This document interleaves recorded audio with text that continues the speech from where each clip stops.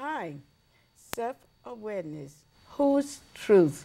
I am your host, Rose, and today I am so happy. I met such a wonderful young lady that inspired me at Mega Evans for the book Fest. She bought my book, The Book Without a Name, don't forget. And we connected on a very deep spiritual level. And I am now going to turn it over to her to introduce herself to you. Thank you. Hello, my name is Anaya Akanke, and I am a teacher, writer, and a poet. And I just want to thank you, Rose, for just allowing me to be on the show to really share just what's on my mind today and just what the Spirit called me to actually talk about today. Right. What I want to share is actually a very personal story. I've never shared it openly with anyone. But after reading your book, I was so inspired to write the story because in your book you talk about very personal things, and a lot of times we look at those things and we say, well, we look at the problems that are in the challenges in our life, and we never see the spiritual, what we get out of it spiritually.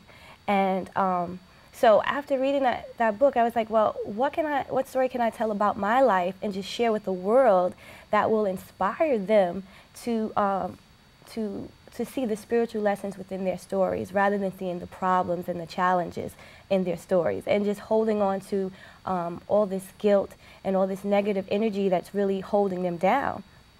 So one of the stories that came up and is the story about being pregnant when I was 17 years old and I was a senior in college.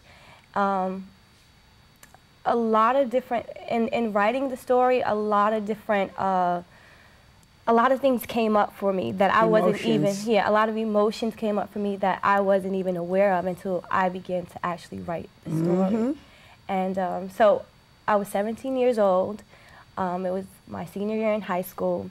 My entire family was expecting me to graduate and go on to college because I would be the first one to graduate from college, the first woman in my family. My mom, my grandmother never had the opportunity to go to college because they became teen parents. My grandmother, she had my mom, I think when she was 16, and my mom had me when she was 15.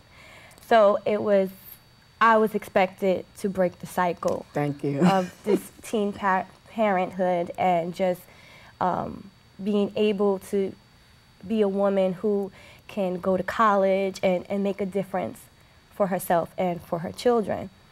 And the world. And the world, yes. So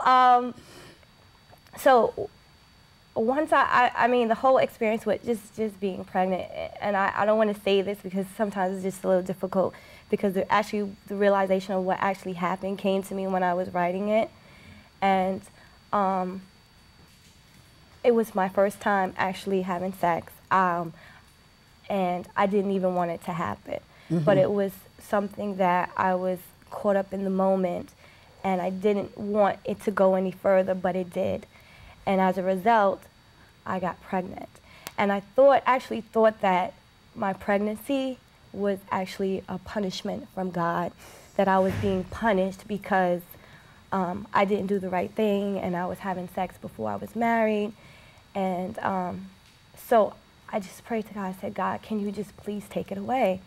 And so the first month came and I missed my period. And second month came and I missed my period. And I just said to myself, you know, I just wanted to go away. And so that's what I actually said to myself. I know it's a childish thing to think, like, you know, you can just wish something away. But, you know, something like, you know, pregnancy is just not going to want to go away because you want it to go away. Right. And I didn't even know how to share it with my family because... It's okay. I know you're getting emotion. Yeah. I am too, but I'm fronting. Because they, sorry.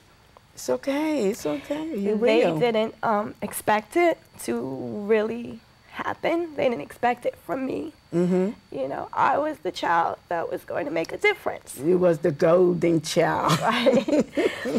So I didn't want to disappoint them, and so I didn't tell them. I didn't know how to tell. So, sorry. So I focused on hiding my pregnancy. Sorry. It was hard. I didn't want to tell the story. But so I focused on hiding the pregnancy because I didn't know how to tell. So I guess it was very easy for me to hide it in ways.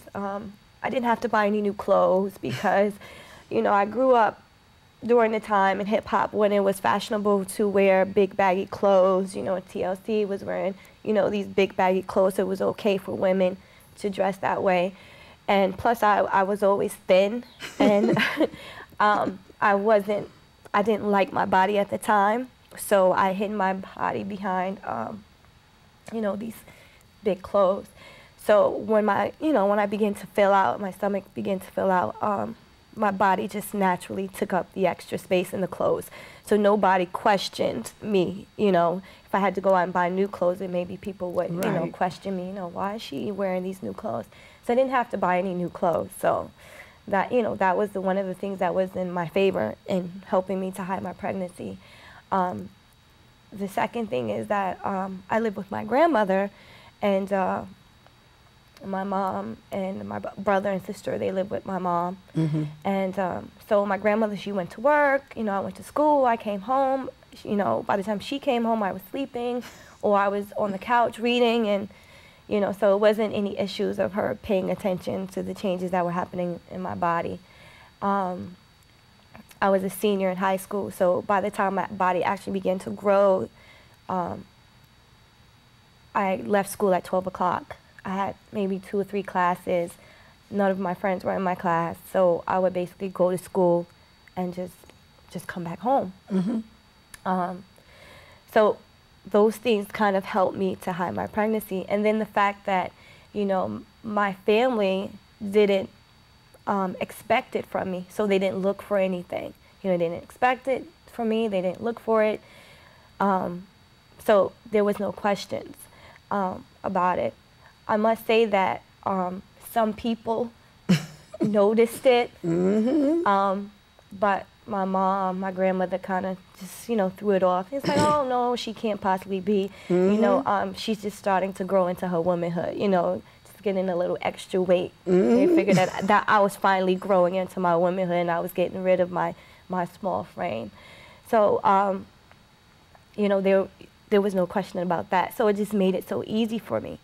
And I really wished that my mom would have, like, maybe kind of questioned herself about it, or really would have just asked me to just, you know, are you pregnant? Is something going on that you really need to tell me?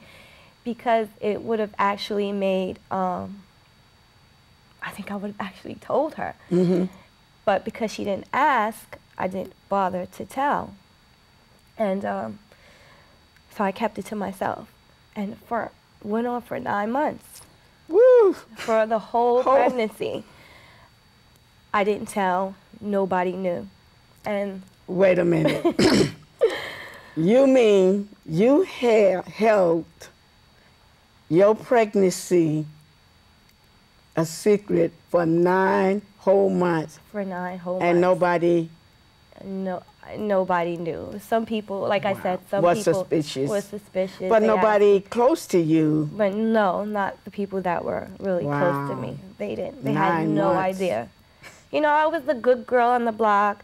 I never got in trouble. I always went to school. You know, I came home. I always did what I was supposed to do. So Yeah, they so didn't expect they it. didn't expect They it. didn't expect it. So therefore, they didn't see it. They didn't pay attention.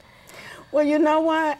I deal with psychology a lot, and I think even at that time, I think they had a feeling, but especially black people, we live in denial.